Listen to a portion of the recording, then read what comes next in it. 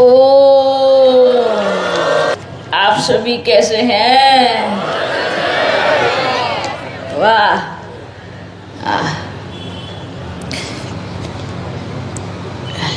सभी खुश है ना? मैं भी बहुत खुश हूँ।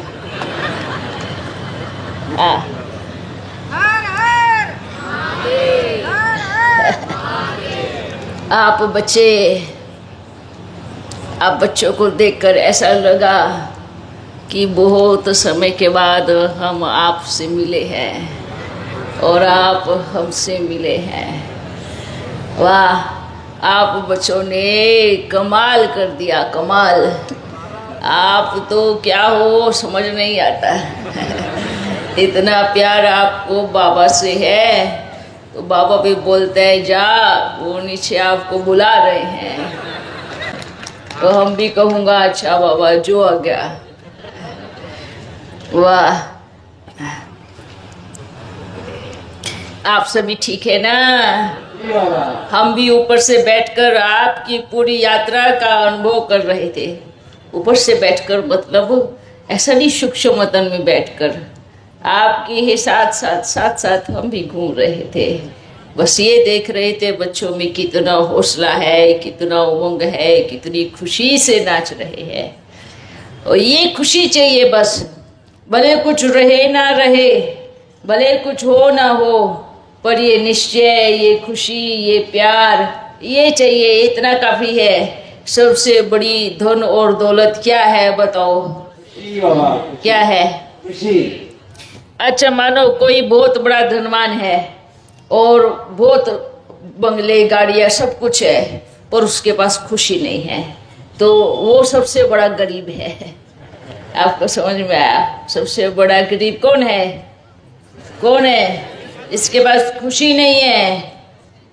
जो खुश रहता है, जो खुशी में नाचता है, जो बेफिक्र रहता है, बस वही दुनिया में आज के समय में सबसे बड़ा धनवान है, गुणवान है।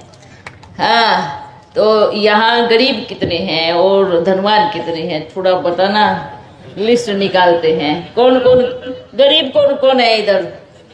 गरीब कौन कौन है? गरीब भी बैठे हैं, देखो हाथ खड़ा करे। गरीब कौन कौन है बताओ? वेरे अच्छा है, देखो अभी हमने बताया गरीब किसको बोलते हैं, साहूकार किसको बोलते हैं। जिनके पास गुणों की कमी है, जिनके पास गुण नहीं है, वो क्या है? वो गरीब है। पर जो गुणवान है वही सबसे बड़ा धनवान है। तो आप कौन हो? और गुणों में भी सबसे फर्स्ट गुण कौन सा होता है? संतुष्टता। और संतुष्ट रहेंगे तो सबसे पहली बात है खुशी, बेफिक्र। जो मुझे मिला, जो मुझे दिया, जो हाल में मैं हूँ, मैं हर हाल में हे परमात्मा आपका धन्यवाद करता हूँ, हर हाल में धन्यवाद करती हूँ। ये है खुशी का खजाना। भूख कभी खत्म नहीं होगी, चाहे वो धन की हो, चाहे वो पेट की हो। समझ में आया? वो तो कभी खत्म नहीं होगी, पर हर स्थिति में खुश रहना, यही सबसे बड़ा धन है, सबसे बड़ा गुण है। तो आप बच्चे अब बताओ कि इधर कौन कौन गरीब है? फिर भी हाथ खड़े कर रहे हैं। समझे नहीं? नहीं, नए सबसे ज्यादा अच्छे समझते हैं। क्या बात करते हैं आप? नए नहीं, देखो वही सबसे ज्यादा समझदार, होशियार और अच्छे होते हैं। भक्ति है, पर भक्ति के साथ ज्ञान भी है ना? वाह बच्चों, हमें आपको देखकर बड़ी खुशी हुई। आपने बुलाया और हम दौड़े दौड़े चले आए, पर बाबा के कहने पे चले आए। हाँ, आप बुलाते पर आपकी फरियाद बाप के पास गई, आपका निमंत्रण बाप के पास गया, तो हमें आना ही था। सभी खुश हो ना? पीछे वाले आगे वाले उदास तो नहीं हो? उदास जो है वो दास है, माया का दास। हाँ, देखो, जो खुशी में रहता है वो सबसे बड़ा गुणवान और धनवान है। बस आपकी खुशी नहीं जानी चाहिए। कुछ भी हो, हम कहूँ, अगर आपके पास एक समय का भोजन भी ना होना, तब भी खुशी नहीं जानी चाहिए। क्यों? आपकी खुशी को देखकर स्वयं भगवान आपके ऊपर मेहरबान हो जाएगा। वो आपको एक तो क्या, आपको कितने समय का भोजन देगा। और सबको क्या चाहिए? पेट के लिए रोटी चाहिए ना, बस इतना ही चाहिए ना। पर लेकिन दुनिया में सब क्या, पेट को खाना मिले ना मिले, पर पेटी में रोज जाना चाहिए, है ना। तो थोड़ा पेटी को खाली करो, पेट की तरफ देखो। और इतना भी नहीं पेट में जाना चाहिए फिर की बीमारी आ जाए, है ना। कुछ बच्चे तो ऐसा है ना, पेट पेट पेट नहीं, सिंपल, एकदम सादा, है ना, जो एकदम साधारण भोजन है। हम ये नहीं खाएंगे, कहेंगे कि भाई नहीं, खाने पीने में ऐसे नहीं। जो आपके तन को बीमारी दे, जो आपके मन को बीमारी दे, उसका त्याग करना चाहिए ना। ऐसा तो नहीं कि नहीं, खाते जाओ खाते जाओ। डॉक्टर तो बैठे ही हैं, डॉक्टर कब तक बैठे रहेंगे। एक मन स्वस्थ और एक तन स्वस्थ, हाँ बस। और मन स्वस्थ होगा ना तो तन भी आपे ही स्वस्थ रहेगा। तो और मन स्वस्थ कैसे होगा? कैसे होगा आप बताओ, कैसे होगा? कैसे होगा? याद करने से होगा। जैसे आपकी टेलीफोन की बैटरी कैसे भरते हो? कैसे भरते हो? बिजली से भरते हो ना। बस आपकी लाइट को हो, बिजली को हो, कौन है? एक बाबा है। कुछ 1 घंटा बैठकर रोज अपनी बैटरी को चार्ज करो, बस पूरा दिन तन और मन दोनों स्वस्थ रहेगा। ठीक है? अच्छा बच्चों, हम आप पर सच में दिल से कुर्बान हैं। आप क्या बच्चे हो, कितने अच्छे हो, क्या कहूँ, बहुत अच्छे हो। इतने प्यारे बच्चे, देखो ये चेहरे पे कितनी खुशी है। ये खुशी देख करके ही दिल बलिहारी है। आप बच्चे, आपका दृढ़ संकल्प, आपका दृढ़ निश्चय, आपकी खुशी, बस ये जो दृढ़ता है ना अंदर, ये दृढ़ता बड़ी कमाल की है। भले कोई भी कुछ भी हो जाए, हाँ अगर आप गलत करते हैं तो कदम पीछे, पर अगर आपको अपने कर्तव्य पे संपूर्ण निश्चय है कि मैं गलत नहीं हूँ, मैं स्वयं परमपिता परमात्मा के कार्य में सहयोगी हूँ, तो फिर पीछे कदम नहीं, फिर तो जो हो जाए। ठीक है ना। इसलिए ये दृढ़ संकल्पधारी हम आए हैं पूरे विश्व में शांति का संदेश देने आए हैं ना, है ना। तो बस ये शांति का संदेश देने, ऐसा नहीं कि हमें किसी से झगड़ा करना है, लड़ाई करना है, नहीं, बिल्कुल नहीं। वो आपका काम है ही नहीं। आप कौन हो? आप कौन हो? संदेश वाहक हो, आप शांति दूत हो। तो शांति दूत का कर्तव्य क्या है? क्या है बताओ, क्या है? शांति स्थापन करना, हाँ, और संदेश देना। आपके संदेश से अनेक आत्माएं आपके साथ खड़ी हो जाएंगी। ठीक है? वाह, बहुत अच्छा। अगर किसी को सौगात देनी हो किसी के जन्मदिन पे, बस एक पौधा दो। और पौधा देना नहीं है, उसको बोलो आपको आज ही पौधा लगाना है, कल पर नहीं छोड़ना है। ठीक है? किसी का भी जन्मदिन हो तो क्या करना है, घर में आपके बच्चे का जन्मदिन हो तो उसको बोलो एक पौधा लगाओ। अगर दोस्त का हो तो भेंट में क्या लेके जाओ? क्या लेके जाओ? एक पौधा लेके जाओ, फूल का या किसी भी चीज़ का लेके जाओ। ठीक है ना। अच्छा, अभी हम चलते हैं, आप सदा खुश रहना। हाँ, क्या हुआ? अभी हम आए हैं, अभी हम जा रहे हैं, ऐसा बोल रहे हैं। हाँ। बाबा अभी छोड़ के नहीं जाना है बाबा। अच्छा, पेट भरा नहीं है। वो तो हम 4 घंटा भी बैठूंगा तो भी पेट भरेगा नहीं है। पेट, वही तो बोल रहा हूँ, पेट कभी भरता नहीं है। ये वाला पेट या ये दिल वाला पेट? दिल वाला पेट। ये पेट फिर भी भर जाता है, पर दिल वाला नहीं भरता कभी। बच्चों, आप अपने जीवन की यात्रा को कैसा बनाना है? रोज रोज अपने स्थान पर, अपने घर में बैठकर 5 से 10 मिनट ओम, क्या करना है? ओम आप करो, उसकी रिजल्ट इतनी जबरदस्त और इतनी अच्छी रिजल्ट है कि आपका जीवन तो क्या, आपका मन, तन, आपका घर परिवार सब परिवर्तन हो जाएगा।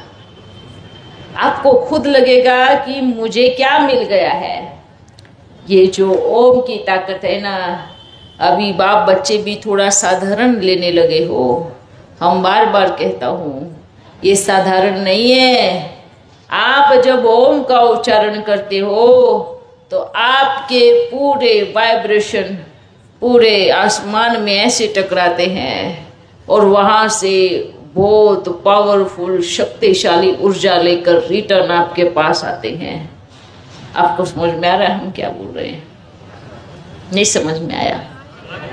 जैसे एक दीवार पे आप अपनी फुल ताकत के साथ बॉल को मारो और वो दीवार डबल ताकत के साथ आपकी तरफ उस बॉल को फेंकेगी। समझ में आया? अभी पूरे मन वचन कर्म के साथ आप ओम का उच्चारण करो, आपकी ओम की गूंज पूरे ब्रह्मांड को टकराकर डबल गुणा पावर के साथ रिटर्न आपके पास है। हाँ, समझ में आ रहा है? ये इसको साधारण नहीं लेना है। आप सोचो कि अब तो बाबा मिल गया, ओम की ध्वनि करने से अब क्या फायदा? ऐसा नहीं सोचना है। बाबा मिल गया का मतलब कर्म करना छोड़ देंगे? ऐसे कृष्ण को भी अर्जुन मिल गया, अर्जुन को भी कृष्ण मिल गया, तो क्या अर्जुन कर्म करना छोड़ देगा?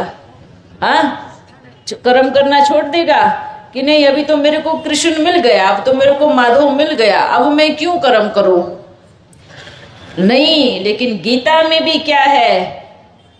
कृष्ण अर्जुन को कर्म करने के लिए प्रेरणा दे रहा है, कर्म करने के लिए प्रेरित कर रहा है कि हे अर्जुन उठो, कर्म करो, कर्म से पीछे नहीं हटना है। और अगर आप बच्चे सोचेंगे अब तो बाबा मिल गया है, अब क्या बाबा को याद करना, क्या ओम करना, क्या ये करना? नहीं, ये तो मानो ऐसा हो गया, कैसा? जैसे कि दुर्योधन को लगा अब तो कृष्ण की अक्षौणी सेना मिल गई है, अब क्या बिगाड़ लेगा? कृष्ण भी कुछ नहीं बिगाड़ सकता। पर दुर्योधन को ये अकल नहीं आई कि जब वो इतनी बड़ी अक्षौणी सेना बना सकता है तो वो कितनी और अक्षौणी सेना बना सकता है। मतलब आपने तो क्या लिया है? मशीन से निकला हुआ माल लिया है, पर पूरी मशीन तो पांडवों के पास है। हाँ, ये चीज समझ में नहीं आई दुर्योधन को।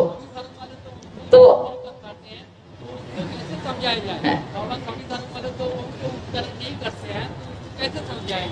अपने आप समझाए, अपने आप समझेंगे सब समय अनुसार। तो सदा ये सोचना है। लेकिन अर्जुन ने क्या किया? क्या किया अर्जुन ने? हाँ, मशीन को ही मांग लिया। हाँ, अर्जुन ने, श्री कृष्ण ने क्या कहा कि हे अर्जुन आप बताओ अब आपको कौन सी क्या चाहिए? अक्षौणी सेना तो ले ली दुर्योधन ने, अब मेरे पास तो सिर्फ मैं ही बचा हूं, अब आपको क्या चाहिए? तो अर्जुन ने क्या कहा? हे माधव, क्या कहा? हे माधव बस मुझे आप चाहिए।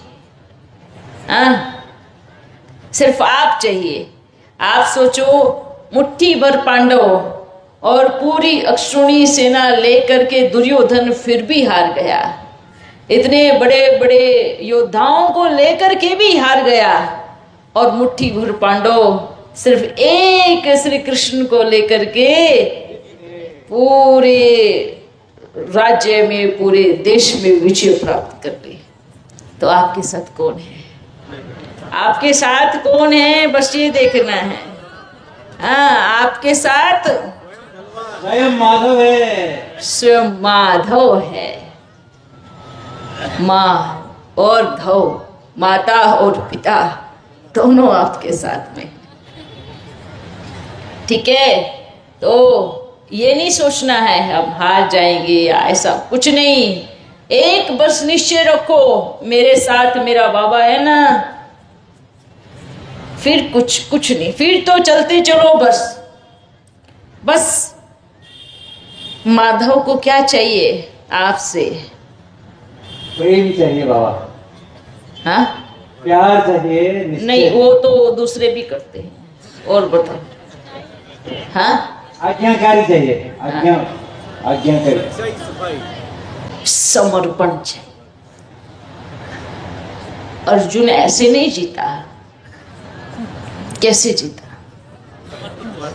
समर्पण से जीता, पूरा समर्पण। फिर हाँ और ना का सवाल नहीं, आपका समर्पण ही आपको विजय प्राप्त कराएगा। हाँ, समझ में आया? क्या समझ में आया? हाँ, एक समर्पण शब्द, ये एक समर्पण शब्द सब कुछ बदल देता है। बड़े से बड़े राज्य को पलट देता है। हाँ, क्या समझ में आया? कितना भी बड़ा राज्य हो, कितना भी धनवान हो तख्ता, चाहे कितना भी ऊंच तख्ता क्यों ना हो, एक समर्पण सब कुछ बदल देता है। जैसे क्या हुआ, जैसे पांडवों के साथ माधव था तो पूरा तख्ता पलटी हो गया। पर वो माधव तो दुर्योधन के साथ भी था, क्योंकि उन्होंने अपना सब कुछ उनको दे दिया, पर साथ नहीं था। लेकिन जो सामान था, जो सेना थी, सब छोड़ दी माधव ने, सब छोड़ दी, सब दे दी। बस एक पांडवों का हाथ पकड़ा और विजय प्राप्त हो गई। अर्जुन को क्या कहा कि अर्जुन, सब कुछ हुआ पड़ा है, बस आपको निमित्त मात्र हाथ लगाना है। आपको समझ में आया? क्या क्या समझ में आया? सब कुछ हुआ पड़ा है, बस आपको निमित्त मात्र क्या करना है? हाथ लगाना है। विश्व परिवर्तन हुआ पड़ा है, बस आपको अपना क्या करना है? आपको अपने शुभ हाथों से रिबन को काटना है। आप हाथ नहीं लगाओगे तो आपका भाग्य जमा नहीं होगा, आपका कर्म नहीं बनेगा, और कर्म नहीं बनेगा तो फल नहीं बनेगा, और फल नहीं बनेगा तो आप रहोगे कैसे? हाँ, राज्य कैसे करोगे? हाथ लगाना कर्म है, उसका फल है राज्य करना। तो आपका हाथ, आपका सहयोग इस विश्व परिवर्तन के कार्य में, ये हाथ लगाना, ये कर्म करना, बस इतना काफी है। नहीं तो क्या आपके बिना वो हमारा प्यारा बाबा सृष्टि परिवर्तन नहीं कर सकता? क्या नहीं कर सकता? चाहे तो श्री कृष्ण एक सेकंड में पूरा युद्ध समाप्त कर सकता है, पर वो इतना लंबा क्यों चला? क्योंकि उस युद्ध के मैदान में कर्म बनाना है अपने को। तो आप सोचो, आप धर्म स्थापन के लिए अगर कर्म नहीं करोगे तो कैसे स्थापना करोगे? तो कर्म करना जरूरी है ना, है ना? आप विश्व परिवर्तन के कर्तव्य में अपना हाथ नहीं लगाओगे तो विश्व परिवर्तन तो बाप तो कर देगा, पर वो विश्व परिवर्तन हो करके वो तो खाली पड़ा रहेगा ना, उसमें कौन राज्य करेगा, कौन जाएगा? तो आप सोचो, आपके एक एक हाथ, एक एक उंगली ने ये जो परिवर्तन का पर्वत पे सहयोग दिया है, हाथ उठाया है, हाथ लगाया है, बस यही आपको उस गोवर्धन अर्थात परिवर्तन के पर्वत के नीचे सारी मुसीबतों से आपको बचाएगा और आपको सेफ रखेगा।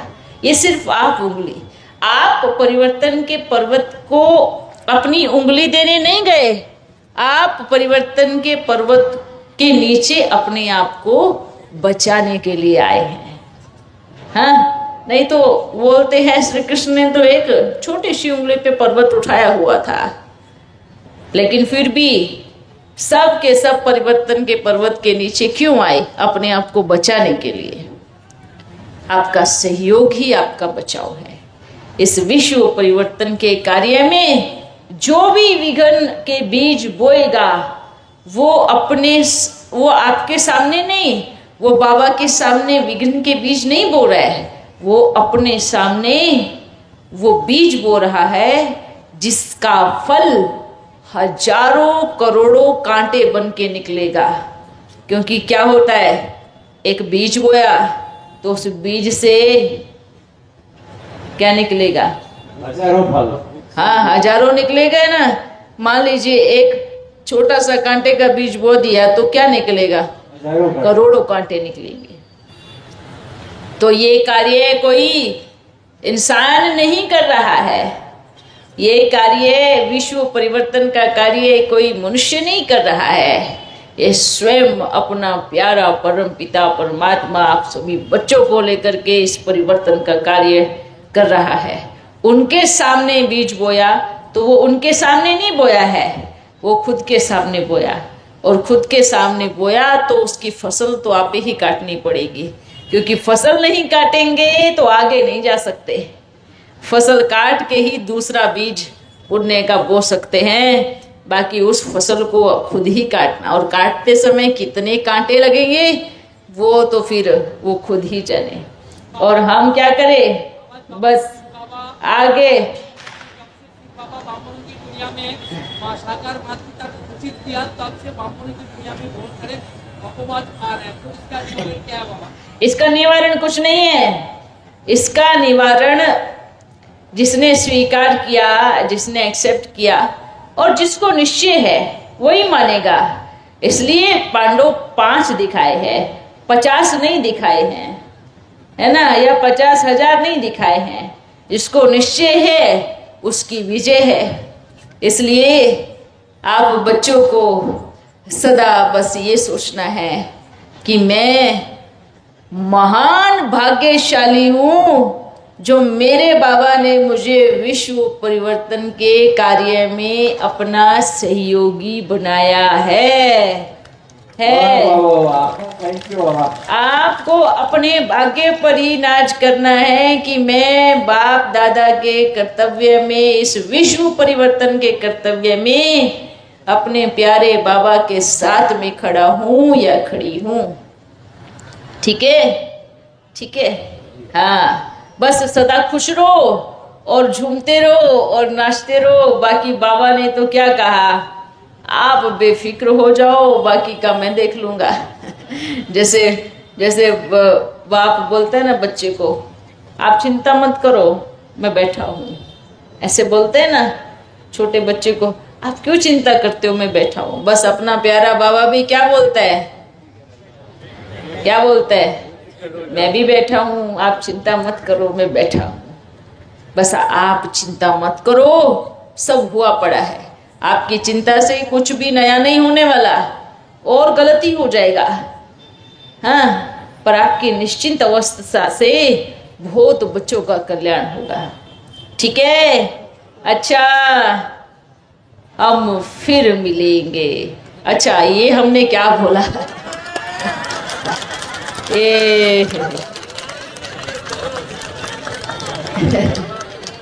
नहीं ये हाँ हाँ ये रायपुर में मिलेंगे बाबा। अच्छा, वाह वाह, क्या बात है बच्चे एकदम।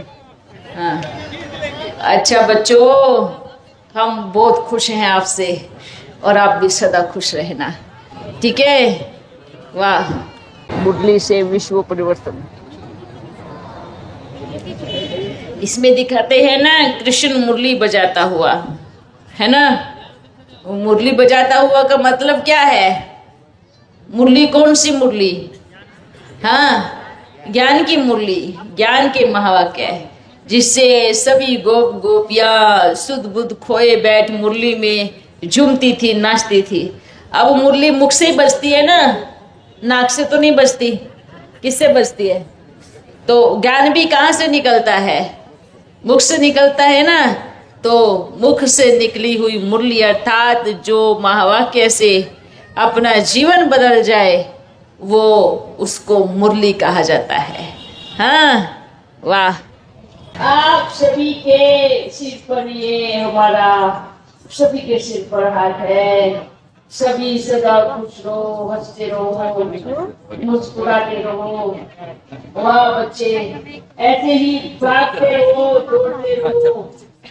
बस एक दिल में मेरा तो एक बाबा, चलो अभी दूसरा भी, ठीक है। ओ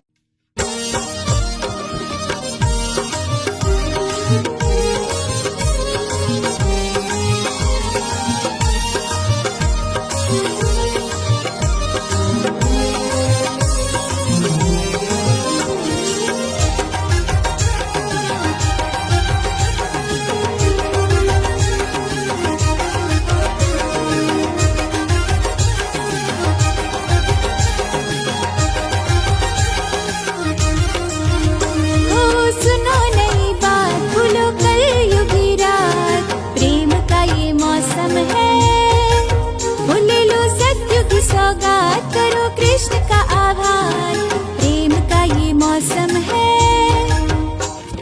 देखो प्यारे कान्हा का सुंदर सा चेहरा और भूलो ये सारा जहां। आया रे कान्हा आया, सतयुग साथ लाया, तुम भी झूमो और प्रेम की धुन में गाओ रे।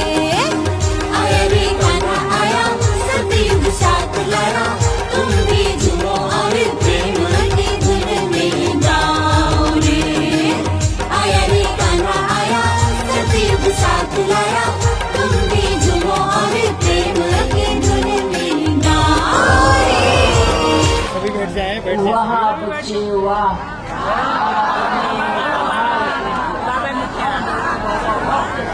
और ऐसे ही हंसते रहो, खुश रहो, मौज में रहो। हम साथ साथ हैं, साथ रहेंगे। अच्छा बच्चों,